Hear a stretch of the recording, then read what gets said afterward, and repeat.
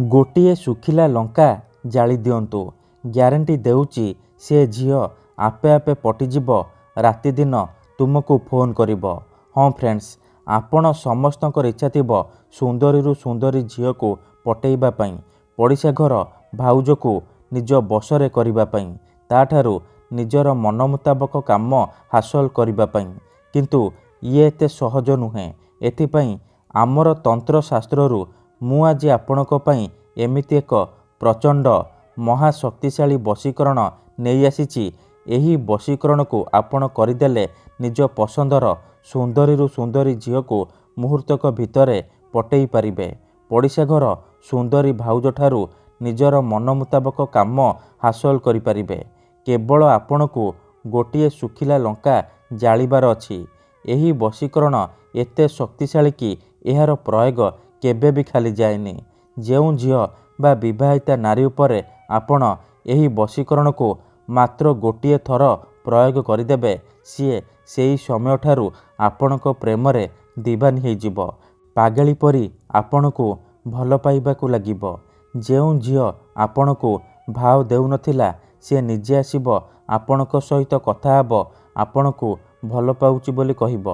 ପଡ଼ିଶା ଘର ସୁନ୍ଦରୀ ଭାଉଜ ରାତି ଦିନ ଘରକୁ ଡାକିବ, ଯାହା ଚାହିଁବେ ତାହା କରିବ। ନମସ୍କାର ଫ୍ରେଣ୍ଡସ୍, ଓଡ଼ିଆ ଫଣ୍ଡା ଚ୍ୟାନେଲକୁ ଆପଣମାନଙ୍କୁ ସ୍ୱାଗତ। ଆଜିର ଏହି ଭିଡ଼ିଓଟିରେ ମୁଁ ଆପଣଙ୍କୁ ଶିଖେଇବି ଆପଣ କିପରି ଗୋଟିଏ ଶୁଖିଲା ଲଙ୍କା ସାହାଯ୍ୟରେ ଝିଅ ପଟେଇ ପାରିବେ। ଏଥିପାଇଁ ଆପଣଙ୍କୁ ବେଶୀ କିଛି କଷ୍ଟ କାମ କରିବାକୁ ପଡ଼ିବନି, କୌଣସି ପ୍ରକାର ମନ୍ତ୍ରତନ୍ତ୍ର କରିବାକୁ ପଡ଼ିବନି କିମ୍ବା କିଛି ବି ପଇସା ଖର୍ଚ୍ଚ କରିବାକୁ ପଡ଼ିବନି।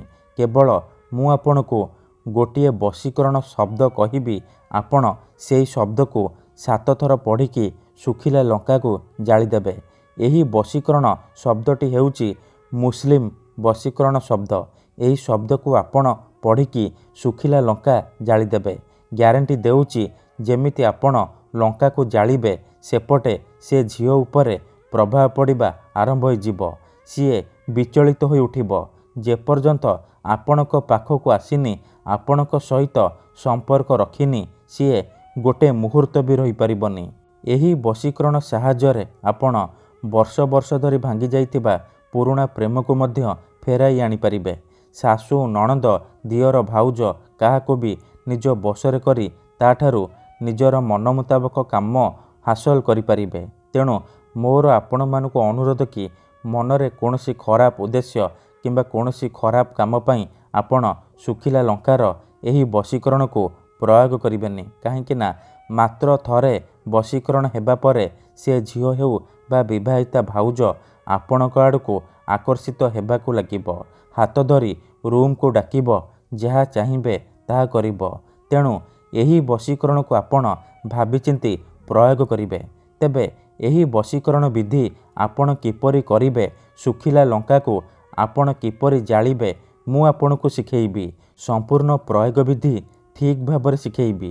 ଜାଣିବା ପାଇଁ ମୋର ଆପଣମାନଙ୍କୁ ଅନୁରୋଧ କି ଆପଣ ଭିଡ଼ିଓଟିକୁ ପୁରା ଧ୍ୟାନ ସହିତ ଶେଷ ପର୍ଯ୍ୟନ୍ତ ଦେଖିବେ। ଅଧାରୁ ଛାଡ଼ିକି ପଳେଇଲେ କିମ୍ବା କାଟି କାଟି ଦେଖିଲେ ଆପଣ କିଛି ବି ବୁଝିପାରିବେନି। ପରେ ଆପଣ କମେଣ୍ଟ କରିବେ, ଗୁରୁଜୀ ଆପଣଙ୍କର ବଶୀକରଣ କାମ କରୁନି। ତେଣୁ ଭିଡ଼ିଓଟିକୁ ପ୍ରଥମେ ଆପଣ ଧ୍ୟାନ ସହିତ ଶେଷ ପର୍ଯ୍ୟନ୍ତ ଦେଖନ୍ତୁ, ପ୍ରୟୋଗ ବିଧିକୁ ଠିକ୍ ଭାବରେ ବୁଝନ୍ତୁ, ତାପରେ ଆପଣ ବଶୀକରଣ କରିବା ପାଇଁ ଯିବେ। ତାପରେ ଆପଣଙ୍କର ବଶୀକରଣ 100ରୁ 100% ସଫଳ ହେବ। ବିଧିଟି ଜାଣିବା ପୂର୍ବରୁ ଆଉ ଗୋଟିଏ ଛୋଟିଆ କଥା ମନେ ରଖନ୍ତୁ। ଯେଉଁପରି ଆପଣ ଭଗବାନଙ୍କୁ ମାନୁଛନ୍ତି, ଭଗବାନଙ୍କ ଉପରେ ବିଶ୍ୱାସ ରଖିଛନ୍ତି, ନିଜର ସବୁ ଦୁଃଖ କଷ୍ଟ ଅସୁବିଧା ଭଗବାନଙ୍କୁ ଜଣାଉଛନ୍ତି, ଯଦି ସେ ଅସୁବିଧାର ସମାଧାନ ନ ହେଲା, ତାର ମାନେ ନୁହେଁ କି ଭଗବାନ ନାହାନ୍ତି। ସେହିପରି ତନ୍ତ୍ର ମନ୍ତ୍ର ହୁଏ, ବଶୀକରଣ କାମ କରେ, କିନ୍ତୁ ଏହାକୁ ଆପଣଙ୍କୁ ସିଦ୍ଧ କରିବାକୁ ପଡ଼ିବ। ପ୍ରୟୋଗ ବିଧିକୁ ଠିକ୍ ଭାବରେ କରିବାକୁ ପଡ଼ିବ। ମୁଁ ଆପଣଙ୍କୁ ଯେମିତି ଶିଖେଇବି ଆପଣଙ୍କୁ ଠିକ୍ ସେହିପରି କରିବାକୁ ପଡ଼ିବ। ତେବେ ଯାଇ ମୁଁ ଆପଣଙ୍କୁ ଗ୍ୟାରେଣ୍ଟି ଦେଉଛି ଆପଣ ଯେଉଁ ଝିଅ ବା ବିବାହିତା ନାରୀକୁ ପଟେଇବାକୁ ଚାହୁଁଛନ୍ତି, ତାକୁ ଅତି ସହଜରେ ପଟେଇ ପାରିବେ। ତାଠାରୁ ନିଜର ମନ ମୁତାବକ କାମ ହାସଲ କରିପାରିବେ। ଠିକ୍ ଅଛି, ତେବେ ଚାଲନ୍ତୁ ଜାଣିବା ଏହି ବଶୀକରଣ ବିଧିକୁ ଆପଣ କିପରି କରିବେ। ତା ପୂର୍ବରୁ ଯଦି ଆପଣ ଆମ ଚ୍ୟାନେଲକୁ ନୂଆ ଆସିଛନ୍ତି ତେବେ ଦୟାକରି ଚ୍ୟାନେଲକୁ ସବସ୍କ୍ରାଇବ୍ କରି ପାଖରେ ଥିବା ବେଲ୍ ଆଇକନ୍କୁ ମଧ୍ୟ ଦବାଇ ଦିଅନ୍ତୁ, ଯାହାଦ୍ୱାରା ଆମେ ଯେଉଁ ବି ଭିଡ଼ିଓ ଅପଲୋଡ଼ କରିବୁ ସର୍ବପ୍ରଥମେ ଆପଣ ଦେଖିପାରିବେ ଆଉ ତା'ର ଲାଭ ପାଇପାରିବେ। ଠିକ୍ ଅଛି, ତେବେ ଚାଲନ୍ତୁ ଜାଣିବା ଏହି ବଶୀକରଣ ବିଧିକୁ ଆପଣ କିପରି କରିବେ। ମନେ ରଖନ୍ତୁ, ଏହି ବଶୀକରଣ ବିଧିକୁ ଆପଣ କେବଳ ଶୁକ୍ରବାର ଦିନ କରିବେ, ସନ୍ଧ୍ୟା ସମୟରେ କରିବେ। ବିଧିଟି କରିବା ପୂର୍ବରୁ ଭଲ ଭାବରେ ହାତ ଗୋଡ଼ ମୁହଁ ଧୋଇକି ଆପଣ ଗୋଟିଏ ଶୁଖିଲା ଲଙ୍କା ଆଣିବେ ଆଉ ଜାଳିବା ପାଇଁ ମାଚିସ୍ କିମ୍ବା ଡିଆସିଲି ଆଣିବେ। ଆଣିସାରିବା ପରେ ଆପଣ କ'ଣ କରିବେ, କୌଣସି ଏକ ଜାଗାରେ ଆପଣ ବସି ପଡ଼ିବେ ଯେଉଁଠାରେ ଆପଣଙ୍କୁ କେହି ଦେଖିବେନି କିମ୍ବା ଅଧାରୁ ଡାକିବେନି। ତାପରେ ଯେଉଁ ଶୁଖିଲା ଲଙ୍କା ଆଣିଛନ୍ତି ସେ ଶୁଖିଲା ଲଙ୍କାରେ ସେଇ ଝିଅର ନାମ ଲେଖିବେ ଯାହାକୁ ଆପଣ ପଟେଇବାକୁ ଚାହୁଁଛନ୍ତି।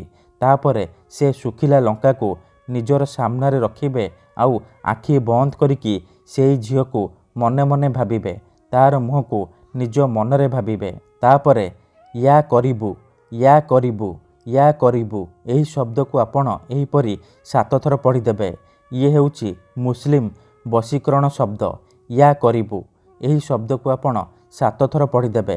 7 ଥର ପଢ଼ି ସାରିବା ପରେ ତାପରେ ଆପଣ 3 ଥର ସେଇ ଝିଅ ବା ସ୍ତ୍ରୀର ନାମ କହିବେ ଯାହାକୁ ଆପଣ ପଟେଇବାକୁ ଚାହୁଁଛନ୍ତି। ତାପରେ ସାଙ୍ଗେ ସାଙ୍ଗେ ସେ ଶୁଖିଲା ଲଙ୍କାକୁ ଜାଳିଦେବେ। ଯେମିତି ଏପଟେ ଲଙ୍କାଟି ଜଳିବ ସେପଟେ ପ୍ରଭାବ ପଡ଼ିବା ଆରମ୍ଭ ହୋଇଯିବ। ସେ ଝିଅ ହେଉ ବା ବିବାହିତା ଭାଉଜ ଆପଣଙ୍କ ପ୍ରେମରେ ଦିବାନୀ ହୋଇଯିବ। ଧନ୍ୟବାଦ।